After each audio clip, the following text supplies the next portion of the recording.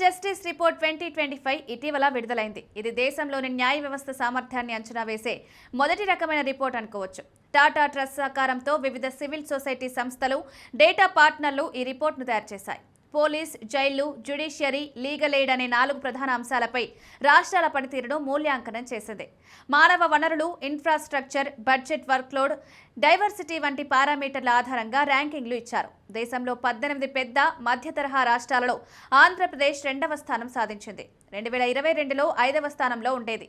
ఇప్పుడు 3 స్థానాలు మెరుగుపరుచుకున్నట్లు తెలుస్తోంది. ఓవరాల్ స్కోర్ 6.32తో ఆంధ్రప్రదేశ్ 2వ ర్యాంకు పొందగా, కర్ణాటక మొదటి స్థానంలో, తెలంగాణ 3వ స్థానంలో ఉంది. ఈ రిపోర్ట్ ప్రకారం ఆంధ్రప్రదేశ్ పోలీస్ పిల్లర్లో 2వ స్థానం సాధించింది. జ్యుడిషియరీ, లీగల్ ఎయిడ్లో 5వ స్థానంలో నిలిచింది. గత కొన్ని సంవత్సరాల్లో రాష్ట్రంలో న్యాయ వ్యవస్థలో గణనీయమైన మెరుగుదలలు కనిపిస్తున్నాయి. ముఖ్యమంత్రి చంద్రబాబు నాయుడు ఈ సాధనను గణనీయమైన మైలురాయిగా అభివర్ణించారు. రాష్ట్ర ప్రభుత్వం న్యాయ వ్యవస్థను బలోపేతం చేయడానికి చేసిన ప్రయత్నాలు ఫలించాయన్నారు. అమరావతి నుంచి విడుదల చేసిన ప్రకటనలో ఆంధ్రప్రదేశ్ న్యాయ వ్యవస్థలో సమర్థవంతమైన సేవలు అందించడంలో ముందంజలో ఉందని, ఇది ప్రజలకు న్యాయం త్వరితంగా అందుబాటులోకి తెచ్చేందుకు సహాయపడుతుందన్నారు.